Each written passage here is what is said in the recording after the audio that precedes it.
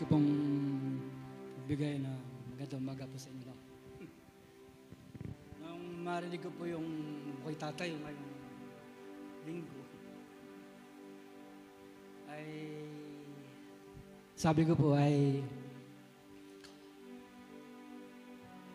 ano kaya ang aking patuto?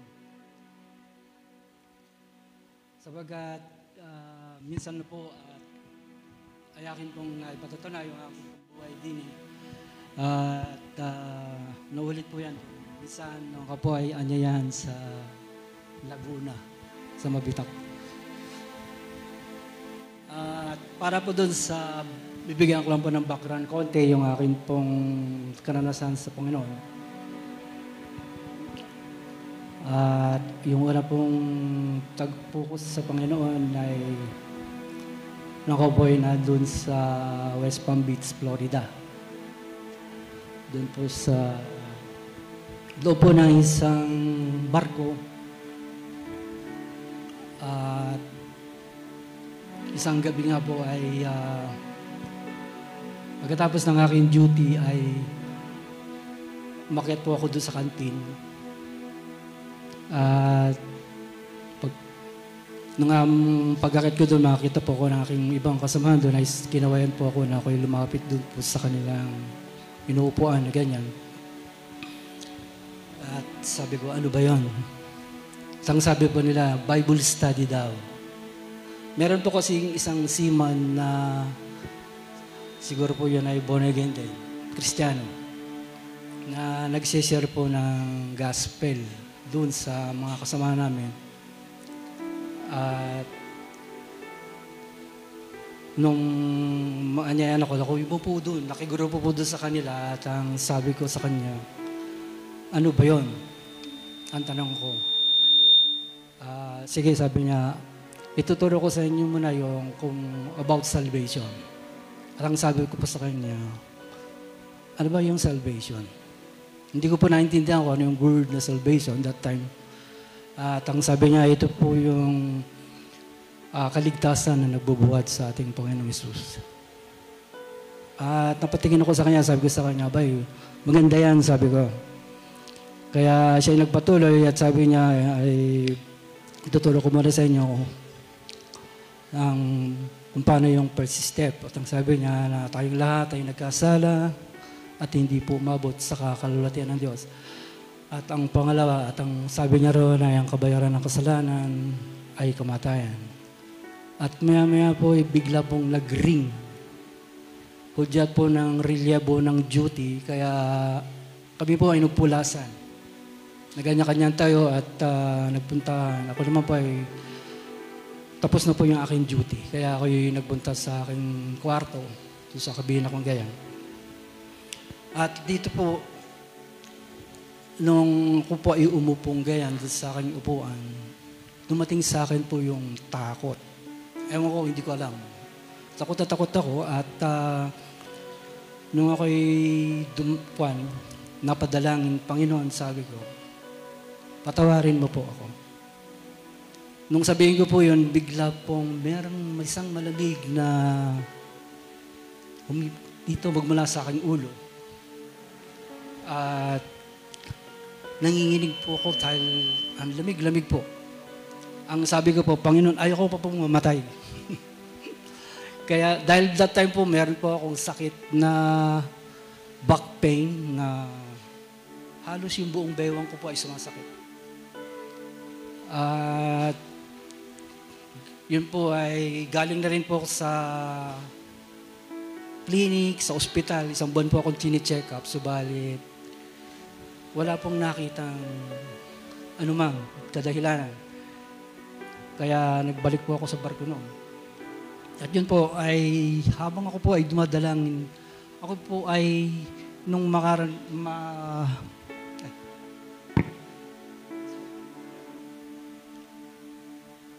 nung madama ko po yung lamig na yun, hindi ko po alam kung anong klaseng lamig yun that time dahil hindi ko pa po kilala ang Diyos. Hindi ko alam kung yan ay presensya. Kaya umiiyak po ako doon mag-isa at ako humihingi ng kapatawaran sa Diyos. At yun po yung time na siguro po yun yung kapatawaran na tinanggap ko sa Panginoon. Dapat later doon ko lang nalaman na yun po siguro yung pagpapatawad ng Diyos sa akin. Ina-accept niya yung aking paghingi ng tawad. Kaya ganun po ang nangyari. At pagkatapos noon, isang araw naman ay pa-duty po ako, kaya papunta ng engine room na ganyan. At nagsalita po ang Diyos. Hindi po siya audible. Dumating sa aking isip na ang sabi po ay naririto ka sa Barbados, sabi niya. Yung matanda, imit mo. Sabi niya gano'n. So, ako po ay biglang bumalik na ganyan. At tinignan ko po, at ako'y lumabas doon sa aming kubiyerta. Alam po yung matandang ngayon, yun po yung matandang missionary na umaakit po doon sa aming barko, na nagdadala po ng mga babasahin, yung mga trucks po. Minsan Bible na maliliit, ganyan. At nilalagay niyo po yun doon sa aming kainan, doon sa aming gasol. At makita ko po yung isang seaman na nabantay doon sa aming gangway na ganyan. Meron pong hawak na Bible. Kulay itim, siguro ang layo po ay ganito hanggang doon. Nakita ko may hawak siyang Bible, ito ko'y lumapit. Sabi ko sa kanya, saan galing yan? Sabi niya doon sa matanda. Tatlo ito, sabi niya, gusto mo ko, hingin mo yung isa. Di ako po ay umalis at nagsalubong kami ng matanda doon sa hagdan. At ang sabi ko po sa kanya, do you have one more Bible? Why? Sabi niya sa akin. You need it? Yeah, sabi niya. At tinuro niya, there's one more Bible there in the inside the officer's mess hall. Kaya iniwan ko po siya, dali-dali akong umalis na ganyan, pinuntahan ko yung Bible, sinilip ko muna ganyan, at nakita ko na doon nakapatong. At nung kuhanin ko, at nung mahawan ko, ang sabi ko po yung akin pong, gano'n lang po yung katuwaan ko nung hawakan ko ng Bible, sabi ko, sa wakas, meron na akong Bible. Sapagkat, ang dahilan po kaya ako yung nagnais noon ng Bible, sapagkat ako po ay nakabasa doon sa tracts na aking nakuha, na may mga nakalagay doon pong mga prayers. At nakita ko may prayers for the sick po. At yun po yung nakatuon sa akin. Tinignan ko, balit verse po yung nakalagay. Verse sa Bible. Kaya sabi ko, kailangan ko magkaroon ng Bible. Kaya nagnais po ako noon.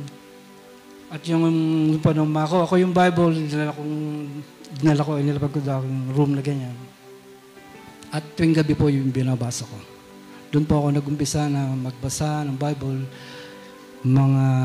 siguro yung Book of Corinthians, doon po ako nag-umpisa. Tungkol po yun sa Kaya, that time po, ay habang binabasa ko po yung Bible, ganyan, sari-sari po yung pananakot ng Diablo. Nandi dyan sa panaginip, ako'y kanyang papatayin, sasakalin, gano'n. Babangungutin ako. Pero gayon po man, nagpatuloy pa rin akong magbasa. Hindi ko po iniintindi yung mga panaginip na yun. At hanggang sa ako po ay matapos yung aming pong kontrata at umuwi. Dito naman, that time naman po ay actually po sa Makati kami nakatira noon. At ang nangyari kasi nung makauwi ako, yung akin pong pamilya, yung aking mag-iina, dinala niya po rito sa Angono, dito sa kanyang bahay. Sapagkat sila po ay nag-migrate ng US noon. Kaya nabakante yung bahay niya at yung pamilya niya ko, yung mag-iina ko po yung kanyang isinalpak doon. Kaya nung ako po umuwi, diretso po ako dito sa Angono. At dito nga po, pagdating namin dito, nadatnan ko yung mga pinsan ko dyan. At alam niyo na, yung ini-expect ng mga pinsan ko, mga kwan po yun. Mga manginginom din tulad ko nung araw. Kaya, yung isang linggong pagdating ko, wala po kaming ginawa kundi yung mag-inom, ganyan. Subalit, dumating ang linggo, tumugtog sa akin kalooban po na magsimba. At sabi ko doon sa aking bahay, Emily, tayo magsimba. Sabi niya, sige. At ang una po namin pinasok na simbahan, dito po sa may UCCP, dito rin po sa may loob na San Martin. Sabagat dyan po yung nagsisimba yung aking tiyahin. At natapos po yun. After that ay nagkita naman po si Emily at saka yung aking pong kumare na si Eli Hernandez. At siya po yung nag-anyaya sa kanya na sabi niya po ay subukan niyo dito sa Maranatha. At that is the time po na kami po ay nakarating dito, araw po ng linggo. Kaya from that Sunday ay tuwing linggo po dito na kami nagsisimba. At yun po nagtuloy-tuloy hanggang sa nagkaroon po ng gawain sa bahay. Nagalok si Sister Nilda, yung aming pong tagapagturo noon. Kaya nagkaroon ng Bible study doon, inanyayahan yung mga ibang kapitbahay namin doon. At tuwing Huwebes po yata yun, ang Bible study. Kasama po namin yan, sila June Perview. Yan po yung aming mga kasama nung araw sa Bible study. At doon po nag-upisa yung amin pong pag-attend dito. Hanggang sa ma-attend din po kami ma-attend kami ng Bible study dito. At habang nagpapatuloy, marami rin pong mga pagsubok na dumating. Kaya hindi po masasabing smooth yung aming pong transition. Magmula po sa pagiging unbeliever sa believer. Subalit sa biyaya po ng Diyos, lahat po yun ay aming pong nalagpasan na pagtagumpayan. Kaya purihin po ang Panginoon. At 1994 po yata yun. Nung ang aking may bahay po ay magbuntis po doon sa aming dalawang bunso. Kambal po yun. At that time po ay before that pala ay unti-unti pong naubos na yung aming pong financial na savings at naisip ko pong mag-apply ulit. Ayos naman po yung aking in-applyan, kaya lang habang nagtatagal, kada magre-report po ako, sasabihin sa akin, next time, balik ka sa ganitong araw. Hanggang dun sa kauliulian ako nagbalikan, sabi niya, mas maganda siguro kung ikay maghanap na lang muna ng iba. Sabagat nagkaroon po ng tawag ito, yung parang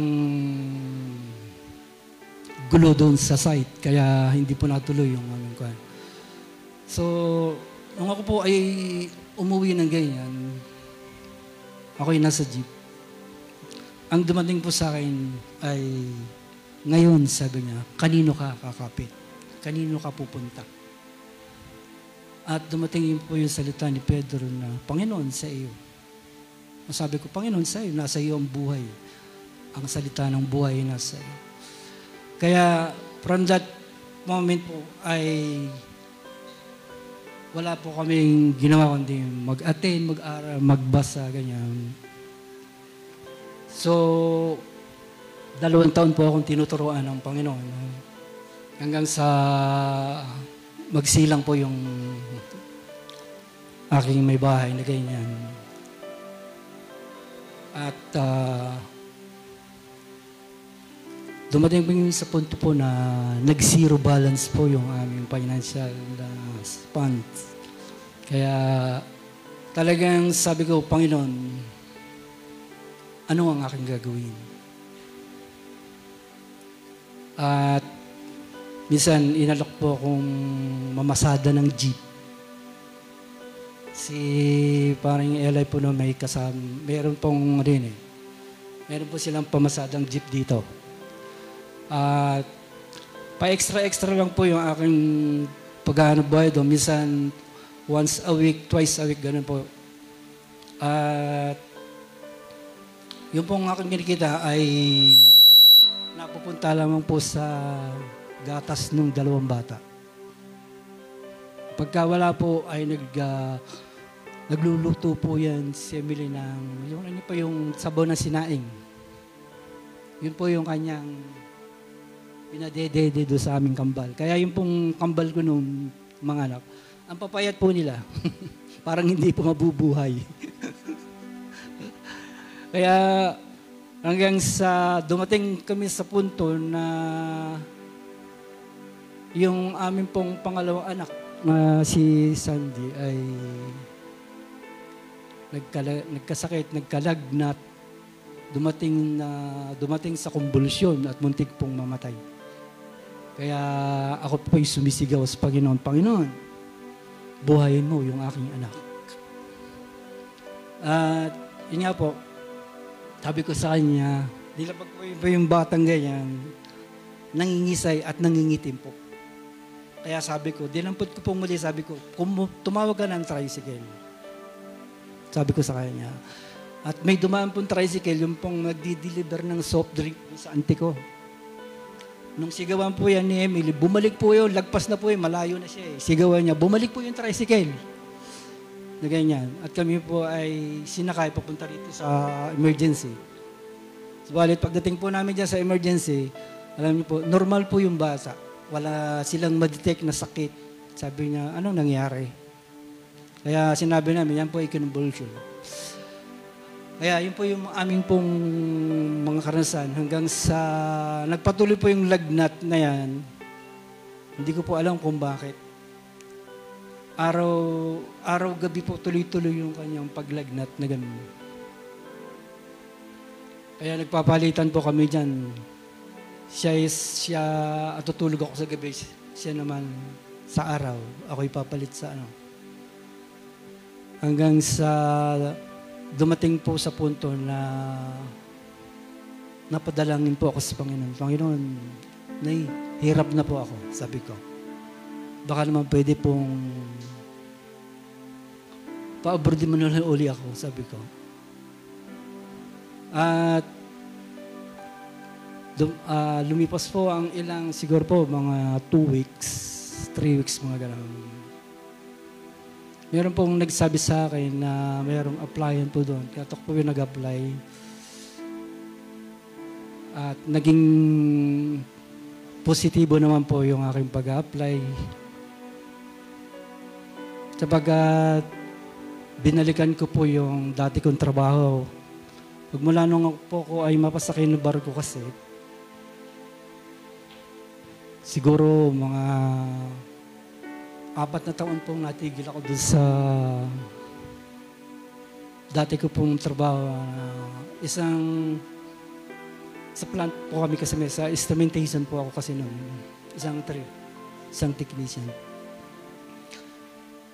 At yun po nagsimula na muli ay unti-unting ibinabalik ng Panginoon yung amin pong financial na kalagayan. Sapagat ako doon pa ay 4 na taon. At doon sa lugar po ng bansang Algeria po yan. maraming Pilipino rin po ang mga nakasama ko doon. Ang iba, karamihan, ang iba ay mga Kristiyano, mga taga-GIL po yun. At nagkaroon din po ng fellowship doon, kami-kami, ganyan. At nagkaroon din po ng evangelism sa bawat kwarto, na bagamat hindi ko alam ang paghayo pa, sumasama po ako. At nagsishare din po. Ganun naman po ang kwan. At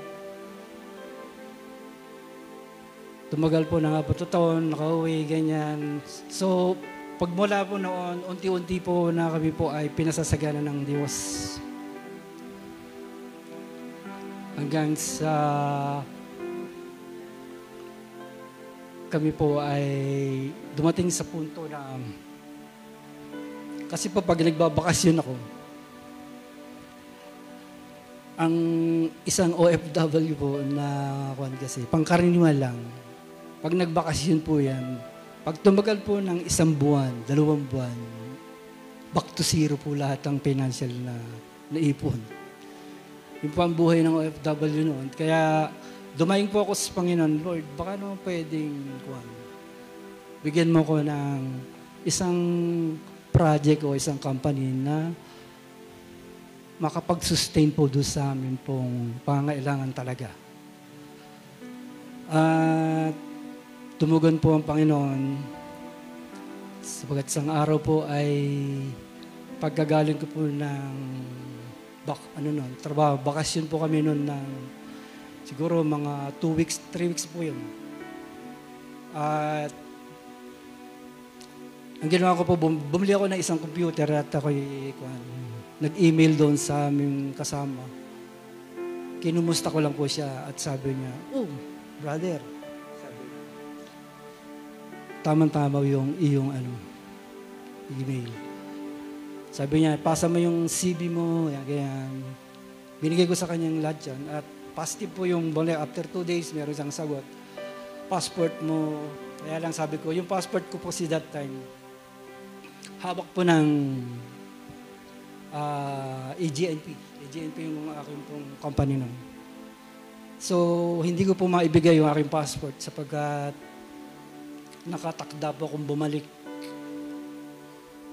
At ang ginawa ko, kinausap ko po yung aming HR na gano'n. Sabi ko, baka pwedeng kunin ko yung passport ko. Anak ko, hindi pwede.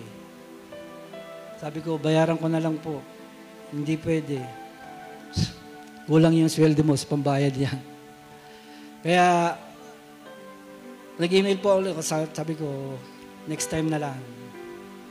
At ako'y bumalik po ng site. Subalit, pagbalik ko po dun sa site, ganyan, nag-email naman po yung isang kasama ko. Sabi niya, "Kuya, inaantay ka rito."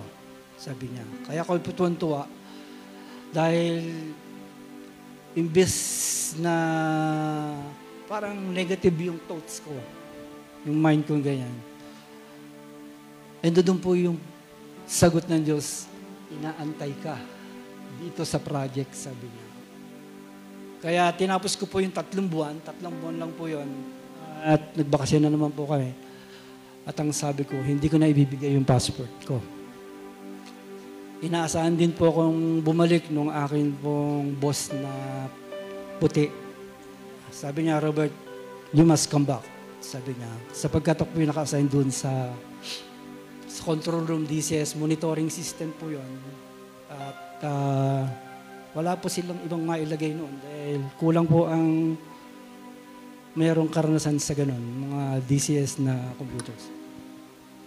Kaya, oo lang po ako ng oo, pero sa kalooban ko, hindi talaga ako babalik. Ito na yung aking opportunity doon sa sagot, doon sa aking dalangin na hinihingi sa Panginoon. At pagbalik ko, at siguro mga 1 linggo lang, nag-report ako doon sa agency. Sabi niya sa amin, "Ano nangyari sa'yo itong tagal mo? Matagal na po ako inaantay." Kaya pagbalik ko, pinapirma agad ako ng kontrata, ganyan. At sabi niya, magpa-medical, then alis ka na. Kaya yun po yung breakthrough po namin na magkaroon po ng isang magandang project. At yung pong kasing salary, 3 times doon sa dati ko pong salary. Ano po. Kaya doon tuwa sa Panginoon, sabi ko, Panginoon, salamat po at natupad yung aking pong kahilingan sa iyo. From that moment po, unti-unti, kada project po, ganyan, hindi na po ako nakakakontrata ng taon. Ang pinakamahaba ay 6 months. Pinakaigsi po ay 3 weeks. Kaya, gayon po yung amin pong naging financial na prosperity sa Panginoon. At sa bawat pagbibigay, kasi po nung naipangako ko po sa Panginoon na yung akin pong 10% ay lagi ko pong ibibigay sa Kanya. Kaya, yun po yung aming ginagawa kapag meron po kaming hawak na pagpapala. Hindi lang po talaga ako yung hayag magbigay. Subalit, ang Diyos po nakakalam. At yun po yung aming kuwan hanggang sa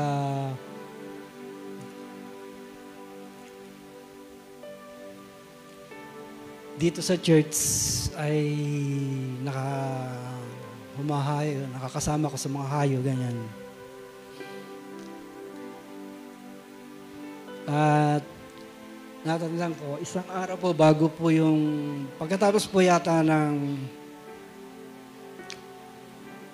Cardona yun. Hayo sa Cardona. Tuwing summer po kasi ay umuwi po ako ng probinsya sa Cagayan. At bago po yung mangyari na isang araw ay ako ay nakikipag-unay sa Panginoon, nagbabasa ganyan. Dumating po ang salitang fasting. Sabi ko, Panginoon, kung ikaw po ang may sabi niyan, ilang araw? Sabi ko. Sabi niya, 7 araw. Kaya, ako po ay nag-fasting na ganyan. At habang nagpa-fasting ako, dumating po yung aking kuya na sabi niya yung pinsan nating si Boyet, sabi niya, namamaya at may sakit. At hindi ko pa alam kung at bago po mag-anihan, ako po ay umuwi. Sapagkat siya po yung tagapag-bukid ng aming pong bukid na 1 hektarya doon. Tumawag po siya sa akin, nag-usap kami, sabi ko, ano ba nangyayari sa'yo? At sabi niya, ewan ko kuya, sabi niya, meron daw siyang acid reflux. Sige, sabi ko, tama-tama, uwi ako. At ako po umuwi. Pagdating ko doon, ay nag-usap kami. Pagdating po ng gabi ay sinare ko po ang salita ng Diyos sa kanila. Sila po yung mga taga-Church of Christ. Kaya, nung mai-share ko ang gospel po sa kanila, sabi ko, umawit po kami ng isang, mag-asawa po sila nakaharap po, tinawag po sila yun. Gabi po yun, after dinner. At kami po ay umawit. Sumamba. At pagsamba po namin, tinawag ko siya at minister ko po ganyan. At sinansala ko yung kanyang sakit na acid reflux at lahat-lahat na dapat sabihin sa kanya. Ay maya-maya pa biglang merong kumalantog na pusa doon sa bubong. Sabi ko, yun yung demonyo lumayas na. At siya po, yung after that, may dalayan ko ang sabi niya, Kuya, mukhang okay yung panalangin ginawa mo, sabi sa akin. At sabi ko, angkinin mo na ikaw ay magaling na. Sapagkat ang Diyos, ang nais ng Diyos, lahat tayo ay maging magaling. Kaya ako po yung nagtaka din, nakituntua, dahil kinabukasan po, yun po ay hindi basta nakakabangon ng maaga. Subalit ng umagang yon, nakita po na nagbibilad po ng palay. Sabi niya, kaya nung magkita kami, kuya, okay yung dalangin mo ka sa akin kagabi. Sabi niya, sa madalit sabi po, siya po ay nakaranas ng kagalingan. Kaya purihin po ang Panginoon.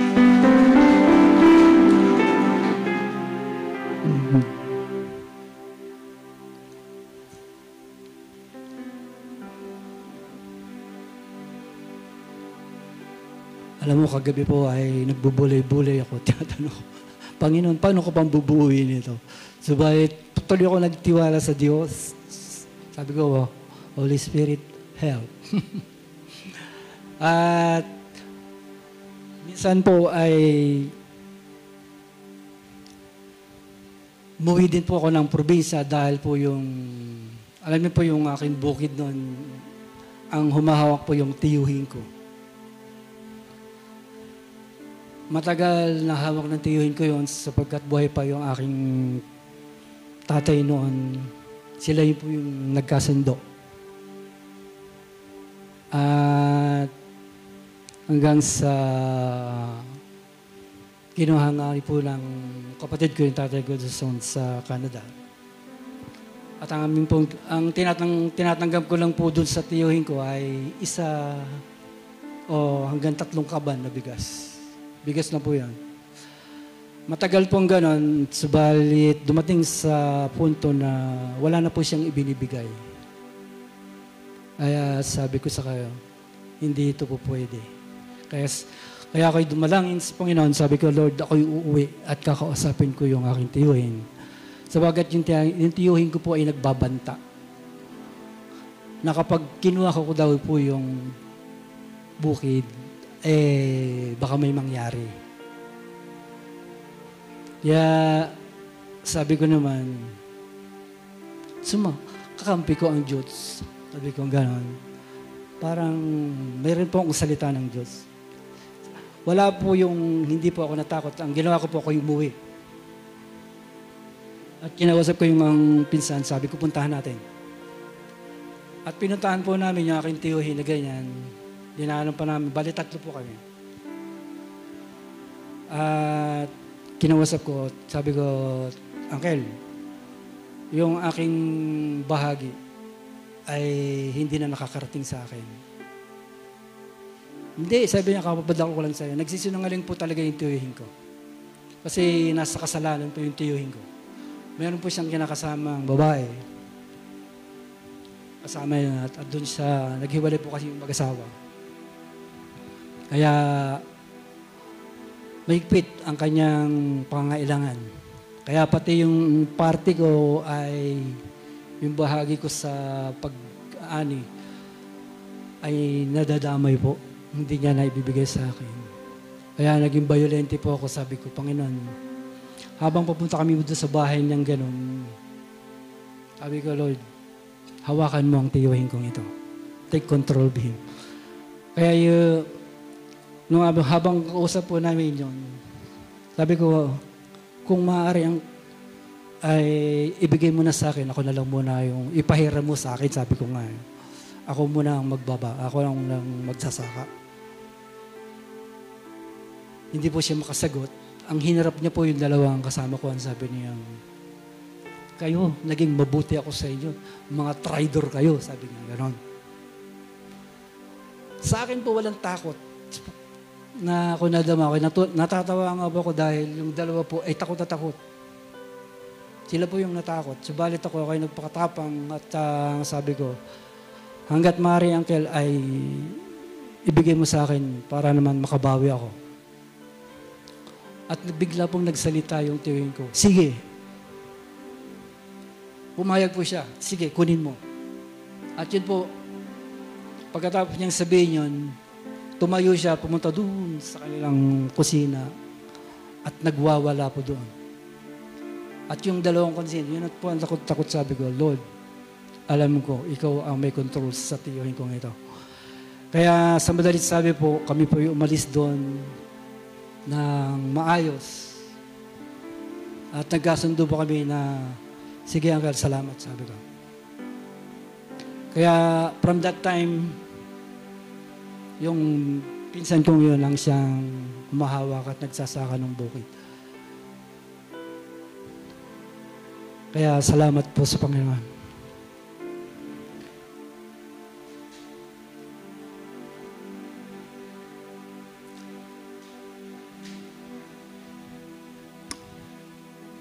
Yun naman po ang aming karanasan sa Calgary.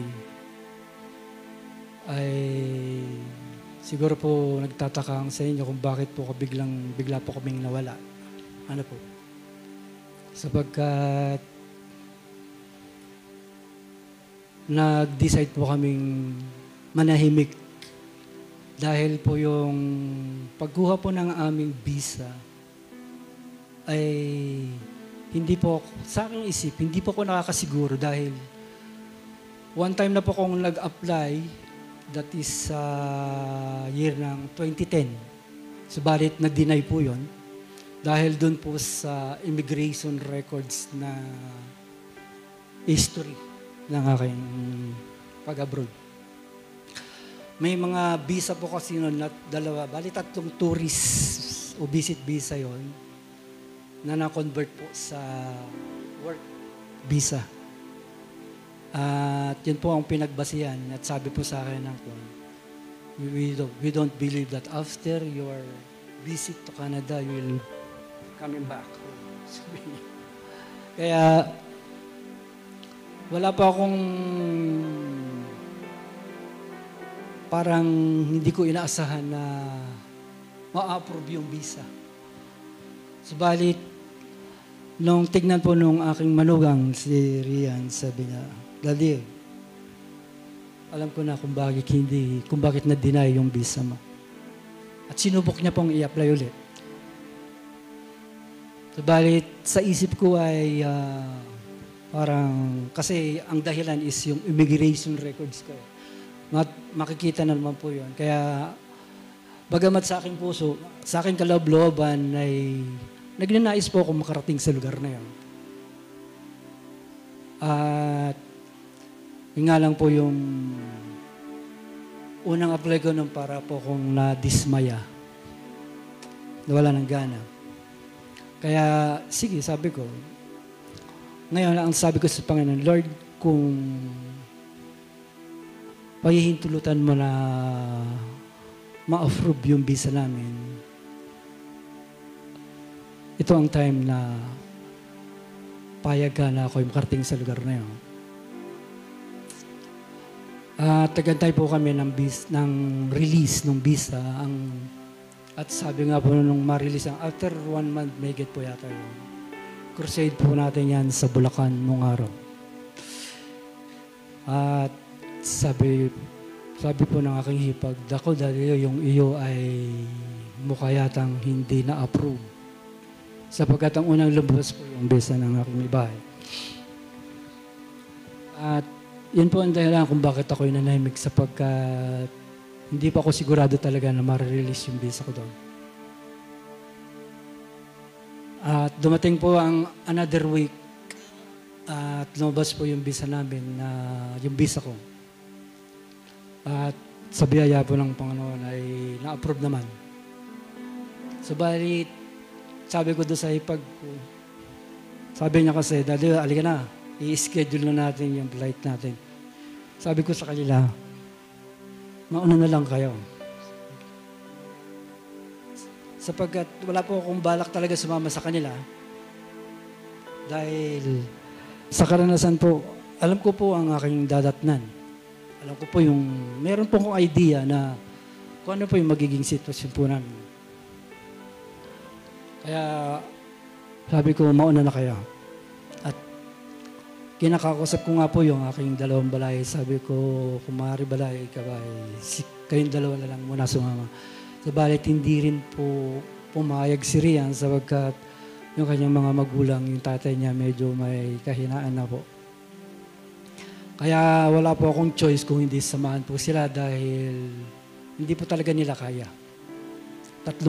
Dalawang bata, katapos siya po ay buntis ng 6 na buwan yata o magpipitong buwan. Kaya, sa madaling sabi po, ako po ay nakasama at nakita ko po yung aming pagbiyahe. Talaga pong mahirap. First time kong maranasan sa lahat ng biyahe ko yung pong hindi ko po alam kung paano dadalhin namin po yung aming hand carry. Sapagkat napakadami po.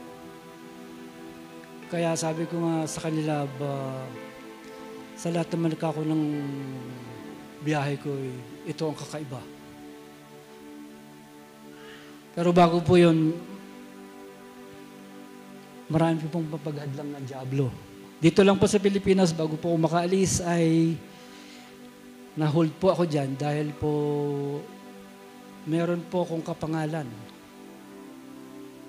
na Roberto Garcia din. Pero ang kanyang middle initial po talaga ay Cruz. Akin po, Coloma. Ngayon, sabi ko po doon sa Mr. Garcia, sabi sa akin, meron po ba kayong clearance? Sabi ko, hindi ko po dala. Naku, dapat po dinadala. Sabi ko, matagal na yan. Sabi ko, ilang beses na ako nakalabas. Hindi po ba nabubura yan? Sabi niya, hindi po yan nabubura hanggat hindi po nahuhuli yung tao. So, meaning po, until now, at large pa rin po yung kapangalan ko. At,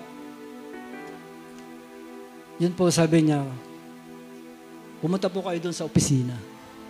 Pagka, po, ang karanasan ko, kapag pinapunta ko po dyan sa opisina, marami pong question dyan eh. Dyan po magdi-decide kung ikaw ay matutuloy o ikaw ay ma-upload. Kaya ang sabi ko, Panginoon, dumalangin ako doon sa tabi. Wag naman ngayon, nakasubo na ako eh. Sabi ko, ang bagahe ko naka-check-in na. Tapos nung tawagin po ako doon, Sir, punta kayo doon sa opisina. Hinalo pa rin po yung aking clearance. Sabi niya, meron ka bang NBI? Meron po. Sige, tignan ko. Wala naman po records. Sabi niya sa akin, mabuti may NBI ka. Kung hindi ka makakaalis talaga, sabi sa akin. At si Rhea naman po ay tinawagan yung aming pong anak ng isa ay babae. Kasi po yung kanyang asawa ay taga-immigration po yun. At ang tumawag po yung si TJ. TJ po pangalan nun. Sabi niya, kilala ko yan. Sabi niya, biyanan ko yan. Mga biyanan ko yan, sabi niya. Payagan niyo na. Babalik yan, sabi niya gano'n. Kaya, yun po, sa madalit sabi ay, nakaalis din po kami subalit. Siguro mga 5 minutes na lang po, alis na ibang aeroplano. Kaya, yun po. Kaya at pagdating naman po namin ng Vancouver, meron po rin isang problema na kami, sapagkat pagdating namin po doon, ay na-cancel po yung flight namin dahil po doon sa snowstorm. At problemado po yung aking manugang na ang sabi niya, saan daw kami tutulog? Sabi ko dito sa airport, tulog tayo dito. Parang hindi siya pumapayag na gano'n. Pero kung talaga po, walang choice talaga, sa airport po ang tulog namin. At dumating po kay Emily yung tawagan yung aming pinsan. Hindi ko alam yung pinsan ko, taga Vancouver din pala yun. Tinawagan niya yun at tumugon, sabi niya, sige, susunduin ko kayo. At doon po, sa kanilang bahay, siguro mga 1 hour po yun ang biyahe. Kaya doon po kami nagpalipas ng gabi, kabiyaya ng Diyos. At napakaganda po ng sa aming pong pagtanggap doon. Kaya kinabukasan, ay nangyari kami po ay na-delay na naman ng pagpunta ng airport. Kaya nagpanibagong pamasahe po kami, nagpanibagong eroplano. At di po kami nakarating ng Calgary. At dinatnan po namin yung aming anak doon. Nakahanda rin po yung aming titirahan sapagkat meron pong inupahan yung anak ko doon.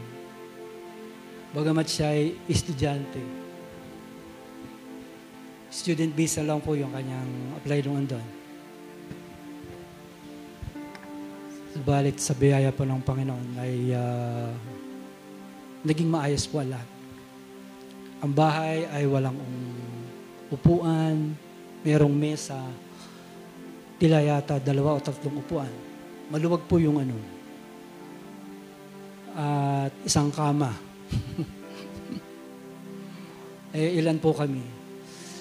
At doon po, after 2 weeks, taglamig po yan, hindi kami makalabas. Talagang negative 20, 18, mga ganun po, ang temperatura sa labas. Kaya, after 2 weeks, kami po ay nagbubulay-bulay doon. Alam niyo po, ang sabi ko, parang mas maganda pa yata ang umuwi. Sabi ko.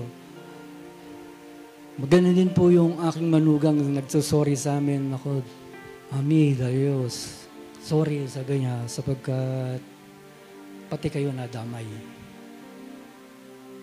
Kaya sabi ko, wala na tayong magagawa, nandito na tayo. Harapin natin ito.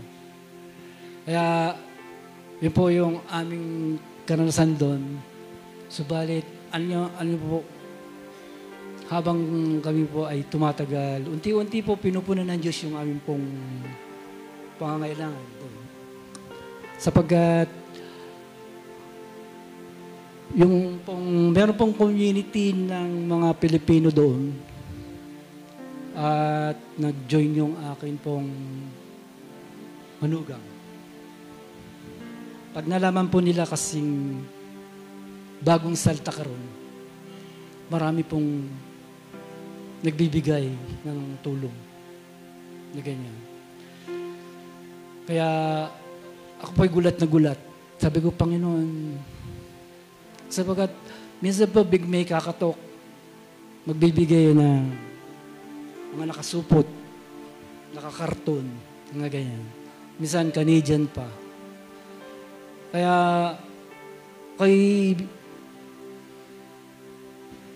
parang na-overwhelm po dun sa mga ganun doon dahil wala po talaga kaming ang nagtatrabaho yung anak ko, part-time pa po yun. Subalit, hindi po kami pinagkulang ng Diyos. Kaya, purihin ang Panginoon.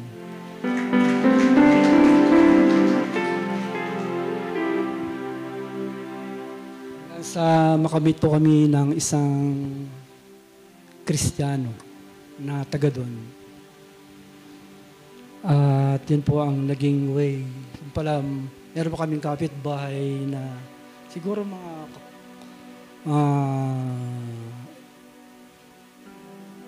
1 kilometro yung layo kasi kabila po ng highway.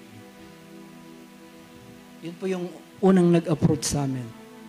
Meron po yung siyang sasakyan, nag-anyaya siya, ganyan. Kung gusto ra po namin magsimba, ganyan. Wala po kami pagsusulingan, kundi sige. At ang amin pong ina-attenan doon, yung tinatawag po nilang The Way Christian Mission Fellowship po.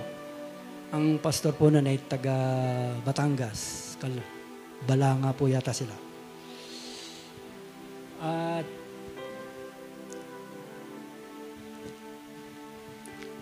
maganda po yung kanilang pagtanggap sa amin. Alam niyo po, sa ibang bansa, malaki po ang kaibahan pagdating dito sa atin. Lalo na po nung kami makarating sa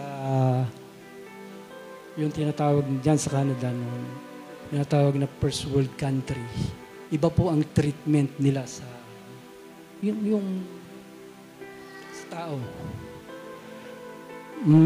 Medyo masagana po pagdating sa first world. Hindi ka po dito sa ating sa mga third world country. Pagkat doon po ay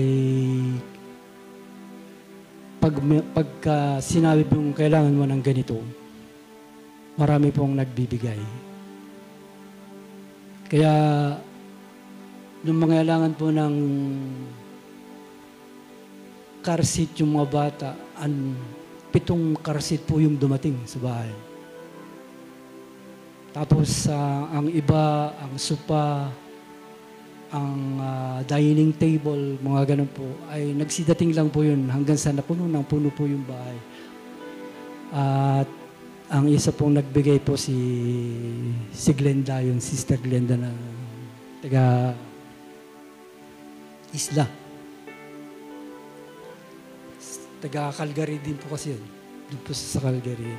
At nung nalaman na, tawagan ni Emily, doon tuwa po siya na nagkarating po sa bahay. At kung ano-ano po yung mga dinadala niya ron, kakulangan namin. Kaya ganun po kami sinustay ng Panginoon doon. Maging sa financial, kapag meron pong pangangailangan, open po yung mga kapatiran na magbigay. Effort po nila yun, sariling bulsa. At minsan, sumusobra pa. Subalit, yun po ay ikinukumit namin sa Panginoon, binibigyan namin ng iba. May mga gathering po doon, Bible study sa bahay, tuwing Sabado po yun. Alam niyo po, simpleng Bible studies. After that, ang kaibahan lang po doon ay pagka ganito pong Sunday service, after po ng service, meron pong lunch lagi na nakahanda. Kaya after lunch, pupunta kayo doon sa likuran. Kakain kayo bago kayo umuwi. Ganun po yung doon. Ganun din po sa mga gawain sa bahay, mga Bible o prayer meeting na ganyan. Lagi pong may nagdadala ng pagkain. Hindi naman po kami after doon sa pagkain. Kaya, gayon pa man, patuloy kami nagpapapuri at nagpapasalamat sa Diyos sapagkat parang sa amin po overwhelming po yung pagtanggap po sa amin doon. Minsan po ay pag wala pong bigas silang nakita. Yung pong aming pastor na isa, yung assistant, nakaisip po na magbigay sa amin ng 2 sako. At kung ano-ano pa ang kanyang binigay. Kaya napakaganda po yung aming naging karanasan doon. At minsan po ay meron pong naging plano na discipleship po, yung pagbibigay po sa mga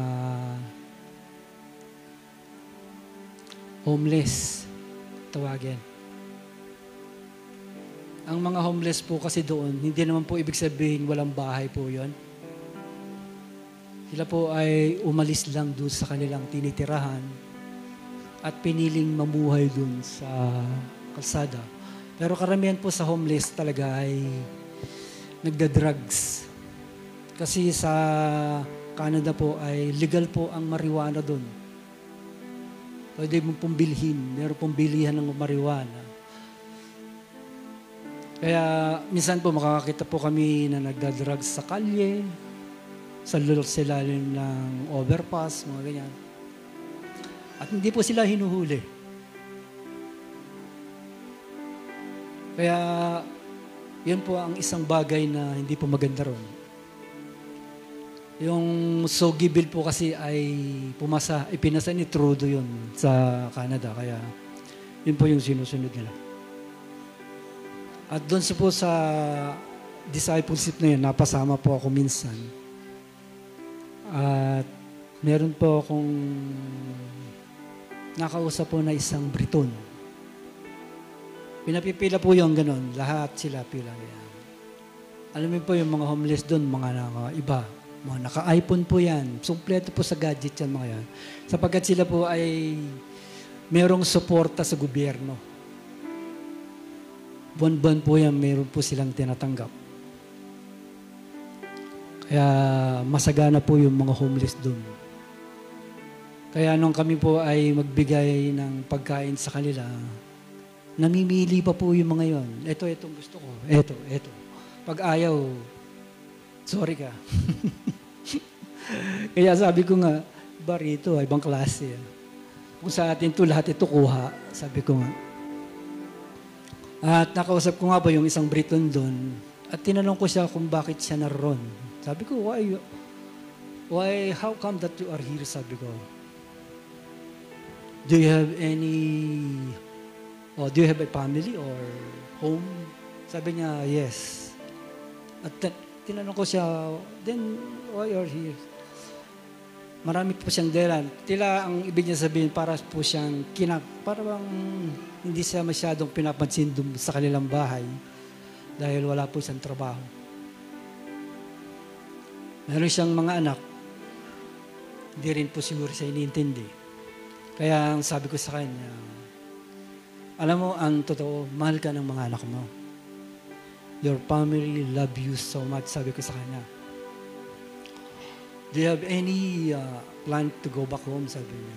Hindi po siya makasagot. Pero ako nakakasiguro ko, sabi ko sa niya, I'm sure that your family is waiting for you. Tatango-tango po sa akin at sabi ko sa kanya, do you want me to pray for you?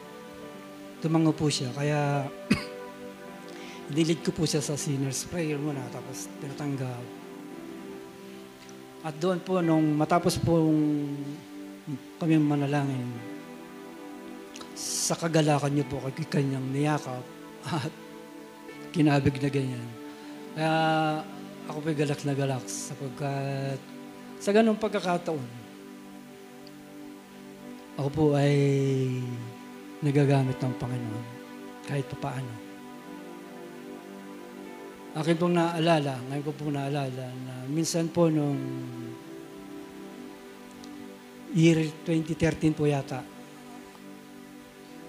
ang teaching ng Kuya Boy dito naming narinig ay kapag ang dalangin mo o ang hinihingi mo sa Diyos ay hindi dumarating o hindi mo makuha, sabi niya, it's time for you to decide.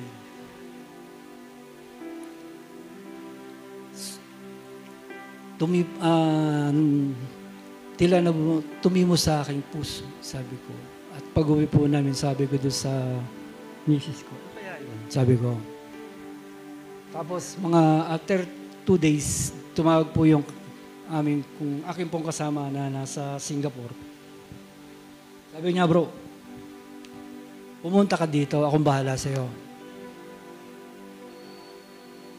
Sabi ko, ano gagawin ko dyan? Basta, pumunta ka dito. Ngayon, ang pinanghawakan ko po yung teaching na narinig ko kay Kuya Boy. Sabi ko, doon kayo sa akin may bahay. Ano kaya? Sige, sabi niya, subukan mo. Lakaran mo, sabi niya. So, nag-decide po ako. Sabi ko sa kanya, sige, pumunta ko dyan. At kumuha ako ng ticket na ganyan. At kami po ay umalis. Bali, 3 po kaming umalis na dati ko pong mga kasamahan din. Yung una pong nakasama noon sa Singapore.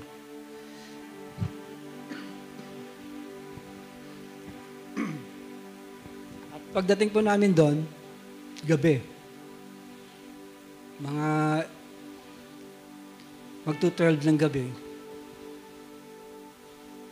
Yung pong condo na aming pong tinirahan na ganyan, nakahanda naman po yung aming, kaya nandun po kami sa salas. Tutulog sapagkat isang condo unit po na gano'n yun, na ang umuupa po ay Pilipina na may kinakasama pong Ayun ko, German po yata yun.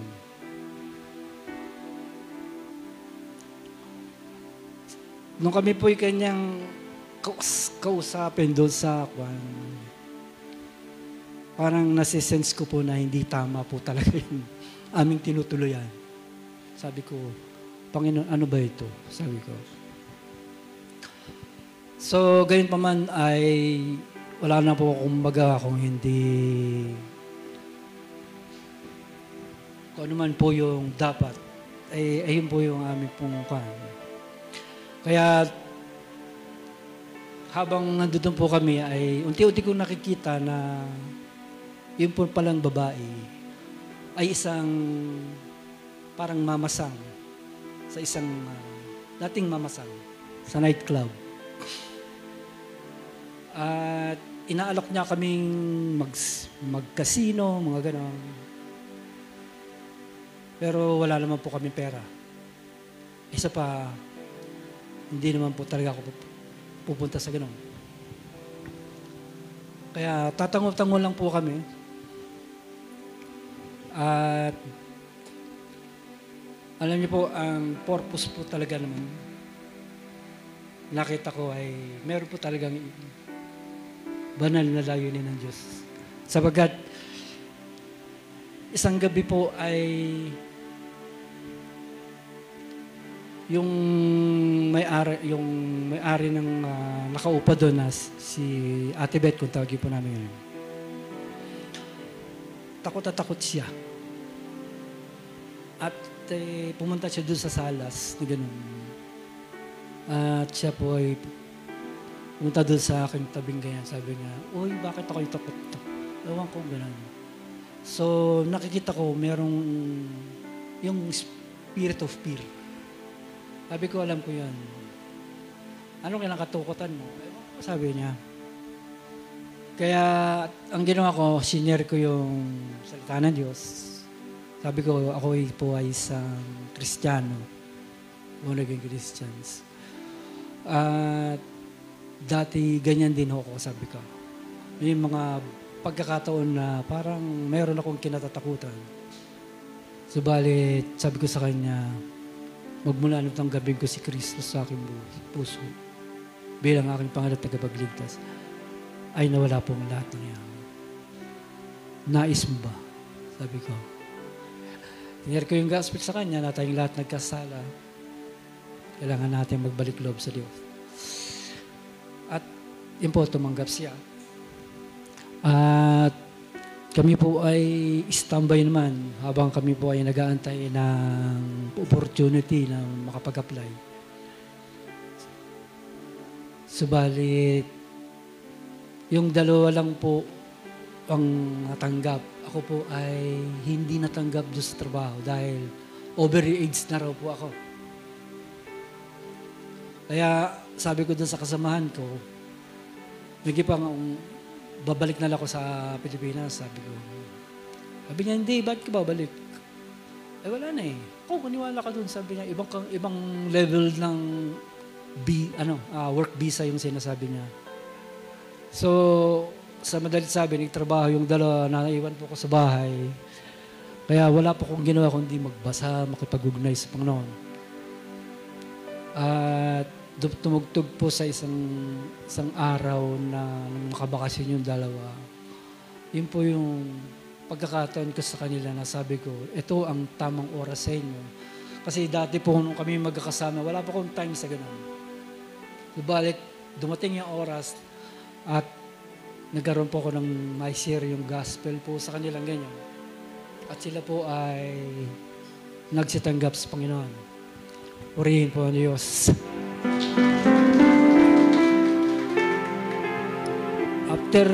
After 1 month po, yung dalawa ay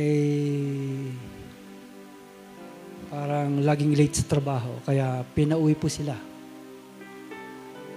Katapos ng kontrata. Pinauwi po na po sila. Ganun. At ako po ang naiwan.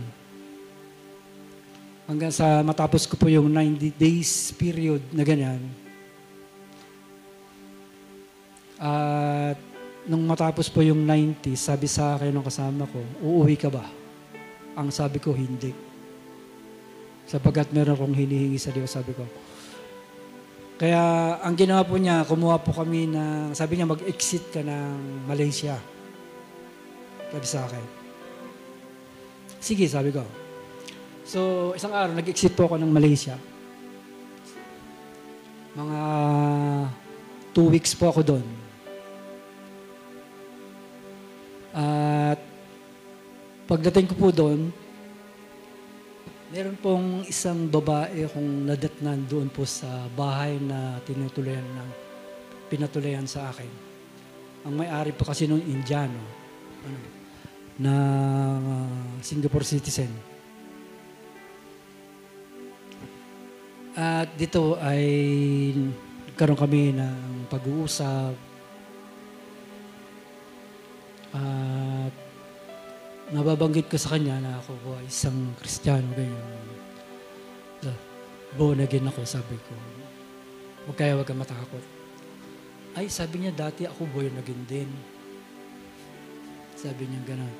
Ang kaso niya po ay nag-expired yung kanyang passport, yung kanyang visa, yung passport niya, at hindi niya po na-renew.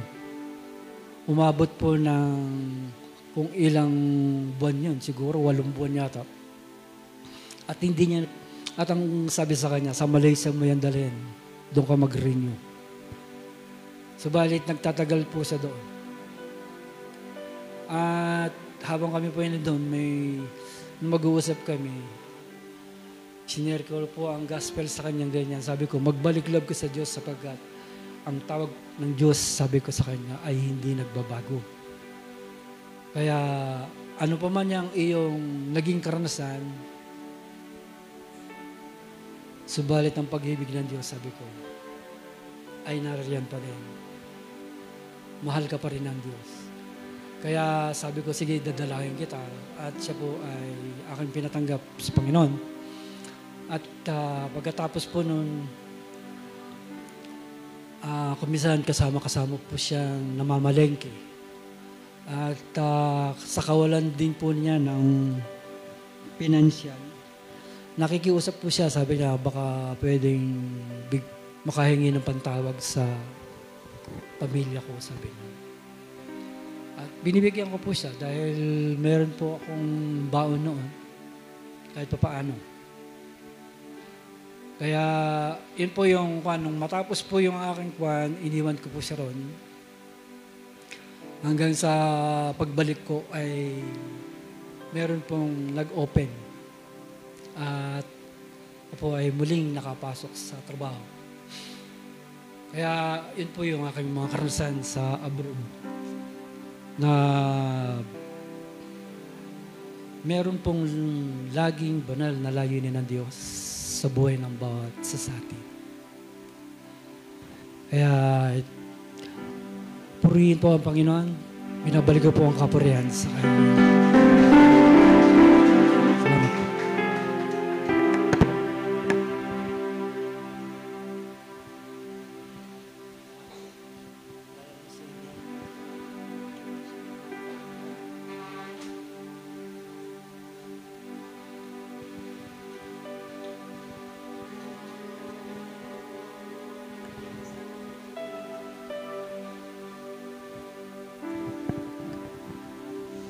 Purihin po ang Panginoon. Naiilang akong tumayo dito. Para ako nanliliit. Yung sasabihin ko, nasabi niya na. Parang support lang. Sasabihin ko lang is yung journey namin to Canada. Kasi before yung napatotoo ko na lahat. Yung journey namin to Canada, hindi namin inaasahan na ma-approve ang visa namin. Pero, sabi ko nga, if it's God's favor, mangyayari yon. Nung una, nung in-apply yung visa namin, sa kanya naiwan. Ako na-approve. Pati yung sa mga apo ko. And then, after a week, biglang yung manugang ko, sabi niya, Mami, yaw! Sabi niya ganon. Natakot ako. Sabi ko, bakit? Approve na yung visa ni Daddy Yo. Yes, tutuloy na tayo. Sabi kong ganon.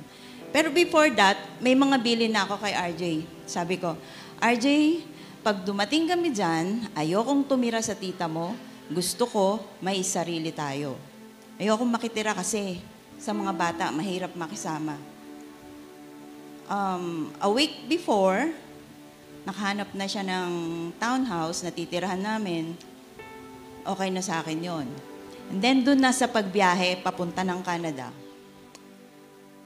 Sabi ni Robert, ayokong sumama, kayo na lang. O sige, kung kaya mo, 2 bata, 1 buntis, ako lang mag-isa, okay lang. Hanggang sa pumayag rin. Sige na nga. Nung nasa airport na kami, ito, fast forward lang hindi ko na didetalye yung ano-ano. Nung nasa airport na kami, doon kami sa fast lane. Kasi sabi ni Sandy, doon kami sa yung privilege lane para mabilis. Naharang naman kami kasi si Robert, yun nga, may kapangalan na hanggang ngayon hindi pa nahuhuli. Pagdating sa kanya, nag-beep agad yung Sabi ko, bakit kaya? Tapos sabi, ang daming question, ako yung nakikialam. Sabi ko, hindi. Kumbaga ako yung namamagitan. Ma'am, huwag kayong maingay. Siya yung tinatanong. Okay, fine. Sabi ko naman kay Rian, Rian, si TJ, kailangan natin si TJ. Tawag siya. Yung manugang ko, tumawag kagad sa imig. Minura sila. Sabi niya, pamilya ko yan. Akong bahala dyan. Sabi niya ganon. Malilate na sila. Sabi niya ganon. Maya-maya, sabi niya, Sir, sige na, pila na kayo doon. Malilate na pala kayo. Nagagalit na si TJ sa amin. Ayun, nakalampas kami doon. Yun yung Sabi ko nga, doon pa lang sa bago umalis ng bahay, nanalangin, pagkatapos pagdating doon, hindi ako tumitigil ng pagdalangin na sabi ko, Panginoon, kung ito ay favor na ibinigay mo sa amin, kahit anong gawin ng kaaway, makakaalis kami. And then, nakaalis kami. Nakasakay na kami ng eroplano, tahimik. Pagdating namin ang stopover kasi namin is Korea. Medyo matagal, pero okay lang. At least nakakapahinga yung buntis. Tapos, nung umalis na kami from Korea to Vancouver, pagdating ng Vancouver, nagkaroon ng aberya dahil merong storm, snowstorm. Ang ginawa ko, tumawag ako sa pinsan niya. Sabi ko, gaano kalapit ang bahay mo sa airport ng Vancouver? Ang sagot niya sa akin, bakit ate, nandito kayo? Hindi, tinatanong lang kita. Nandito kayo Oo, nandito kami. Kasi hindi kami pwedeng mag-hotel dahil ang dami namin bagahe. Tapos sabi niya, o sige, susunduin namin kayo dyan. No, sabi kong ganon. Kasi ang dami kong bata, 2 yung bata. Tapos 3 kaming adult. Hindi, may car seat dito, ganyan-ganyan. Sabi niya ganon. Pero ang nasa isip ko, sabi ko, Panginoon, ito yung day na ibinigay mo sa amin. Itong mga tatawagan ko, hindi sila sasagot ng no sa needs namin. Maya-maya nandoon na. After, kulang-kulang, kasi sabi niya, from bahay nila hanggang airport is 45 minutes. Umuulan pa. Pagdating namin sa kanila, kumain kami, kwentuhan konti, natulog. Kaya lang madaling araw na. Ang problema, nakatulog kami ng mahimbing dahil mga pagod. Pagkatapos, na-late kami ng gising. Pag-gising namin, wala si Robert dahil isinama naman siya ng pinsan niya. May pinakita sa kanya, Kuya, tingnan mo yung bangka ko, ganyan-ganyan. Kumbaga, nakalimutan yung oras. Tapos madalian. Balik ulit kami ng airport. Pagdating namin, late na. panibagong ano na naman, bili ng ticket. Dahil kasi, kapag hindi ka nakasakay dun sa plane na dapat mong sasakyan, cancel na yon, bibili ka na ulit ng panibagong ticket. Ganun pa man, kahit na ganun yung mga nangyayari, sabi ko, kailangan lang, positive thinker. Kami ni Rian ang parating nag-uusap, si Robert di namin masyadong kasi siya eh, iba yung mindset niya sa amin. Ngayon sabi ko, basta Rian, kaya natin to. Kasi, pamula pa lang sa Pilipinas hanggang dito, meron ng problema.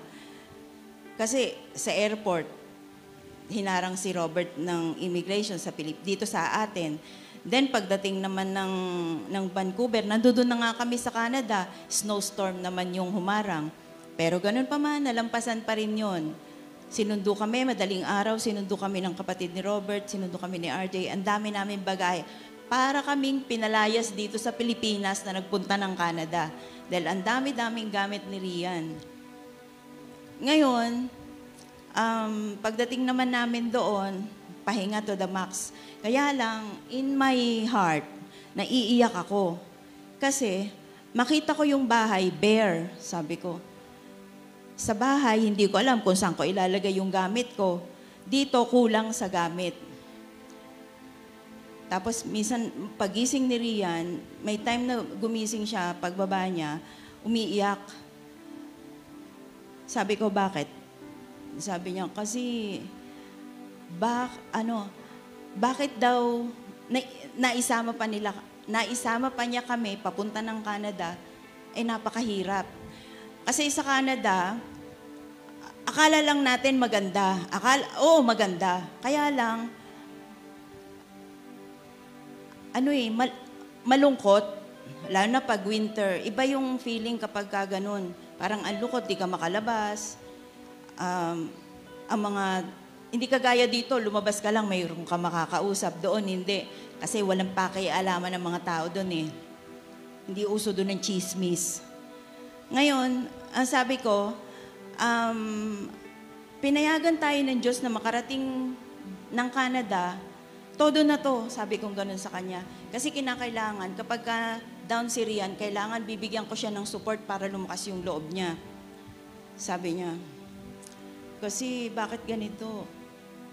Sabi ko, may kinikita ka pa naman kahit na ikaw ay nandito sa Canada. Kasi nag-work siya eh. Work from home pa rin siya kahit na sa Metrobank siya nag-work. Nagpatuloy yon hanggang dun sa Canada. Kaya lang, merong isang kasamahan siya na nagsumbong na siya ay wala dito sa Pilipinas.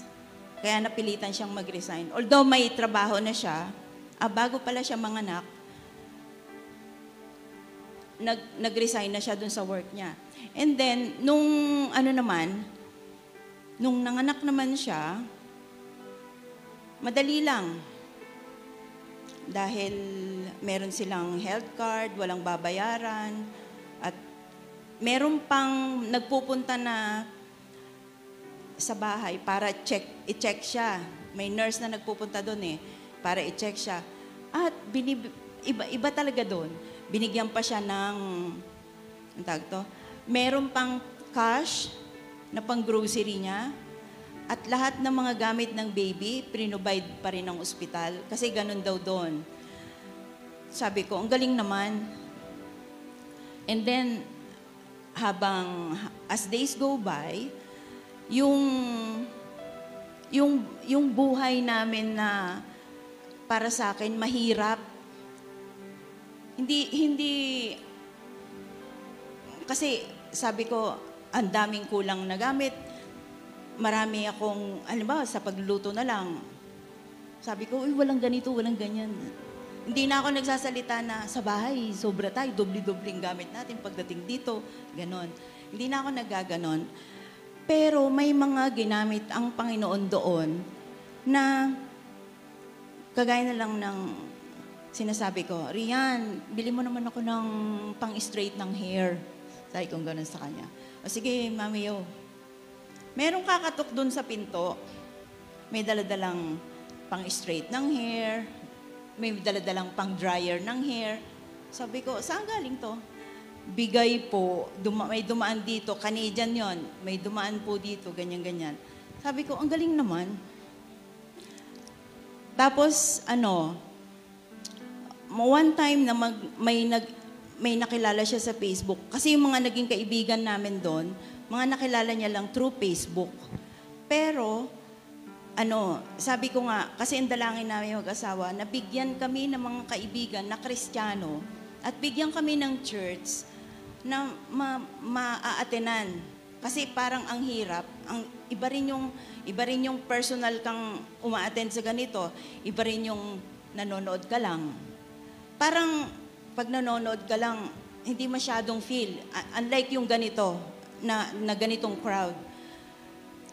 Nung first attend namin, sabi ni Rian, Mami Yo, parang nandito yung mga nagme-message sa akin. Oh, sabi ko gano'n sa kanya. Tapos meme, in-approach siya. Kinikilabutan ako kasi sabi ko, ang dumating sa akin, may mga gagamitin ang Diyos na hindi natin inaasahan. Pero, magugulat ka na lang sa gagawin ng Diyos. Kaya sabi ko, ang galing naman, mamaya, Rian, in-approach na siya. Siya, gusto niya kagad magtrabaho, hindi pa naman siya pwede magtrabaho. Sabi niya, may nagbibigay sa kanya ng pera, hindi niya tinanggap, at ang sinabi niya, I don't need your money, I want work, sabi ni Rian. Yung mga ganon. Hindi ka pa pwede mag-work. Pwede na, sabi nga ni Rian. Ang nakita ko lang dito, na yung mga ginawa nating bagay sa Panginoon, hindi yon walang bisa. Yon ay favor na ibinigay sa atin. Na akala ko lang nagbigay tayo, ganito. Akala ko walang halaga yon. Pero magagamit pala natin yon in our life. Sa punto na talagang wala kang ibang lalapitan kundi ang Diyos. Na minsan iiyak na lang ako kasi sabi ko, ito ba yung buhay dito? Kaya lang sinabi ko kay RJ, ito yung pinili nyo, gusto nyong mabuhay dito eh.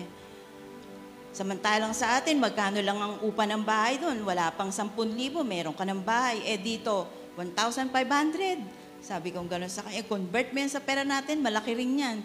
Sabi kong gano'n. Kaya lang, gusto nyo dito. Oo nga, sabi niya gano'n. Ang kagandahan pati, yung natutunan ni RJ dito, sa pagsama-sama sa atin, yung sa pagsama natin, magkakasama tayo sa pagay, sa crusade, nai-apply niya doon.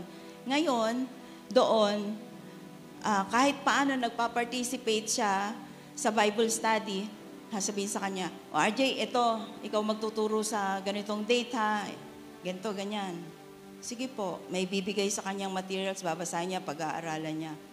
Kaya, natutuwa ako kasi, sabi ko, siya at ang Diyos, kami at ang Diyos, kasi meron tayong, bawat isa sa atin, merong one-on-one relationship with God. At sa bawat isa sa atin, nagsasalita ang Diyos. Paano ang gagawin natin? Binibigyan niya tayo ng wisdom. Yung paano sa paghakbang, kasama natin ang Diyos. Ang Diyos kasi hindi tumitingin sa natural, sa pagmumukha natin. Sa heart natin, tumitingin ang Diyos. Kahit na ganito ako. Laging, ang alam ko, laging ang Diyos ay nagsasalita sa bawat isa na, ano ba masasabi ko doon? Hindi nagyayabang, lagi lang humble, humility, nagpapakumbaba sa harapan ng Diyos. Kaya, ang masasabi ko, yung pagkakaisa ng pamilya, importante yon kasi nananatili ang Diyos sa ating kalagitnaan na nagkakaisa tayo, na nagkakakapit-kapit. Dahil hindi tayo pababayaan ng Diyos.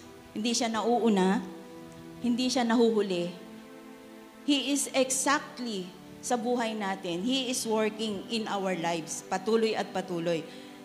Yung journey, kaya yung kwento ni Robert, that is his journey with God sa ibang bansa at saka dito. Kahit na retired na siya, kapag ka nagtatanong tayo sa Panginoon, sinasagot niya tayo. Sa aming kahinaan, nandoon yung pagkilos ng Diyos sa amin na talagang sabi ko, ang galing talaga ni Lord. Hindi talaga natin masusukat ng isip natin kahit ilang beses pa nating pag-aralan ng salita ng Diyos. Day by day, merong mga bagong bagay na itunuturo ang Diyos sa atin. Kaya, ngayon, sorry sa mga iba na nung umalis kami, isa lang ang nakaalam dito dahil gusto kong maging secret yon dahil hindi namin alam kung ano yung pupuntahan namin. Mga nagulat na lang, nung nandoon ako, mga nagtawagan, oy, totoo ba? Mga ganon. Tapos pinakita ko na, oo. Kaya, ayoko kasing sabihin na parang nayayabangan ako ng dating na ipagsasabi, ay, pupunta sa ganito. Parang ang yabang na dating sa akin. Kaya mas magandang tahimik na lang, ikaw at ang Diyos, at saka ang pamilya namin. Kaya, sa ngayon, ipinagpapasalamat ko na still, God is working in our lives, pati sa buhay ni RJ, ng mga anak ko, nasabi ko kasi magiging matatag ang buhay natin kung tayo ay nakakapit sa Diyos. Wala tayong ibang pagtitiwalaan, hindi sa tao, dahil babagsak tayo, kundi sa Diyos at sa salita ng Diyos. Kailangan mabuhay sa puso natin. Ayun lang. At maingat kong ibabalik ang papuri, pasasalamat sa Panginoon.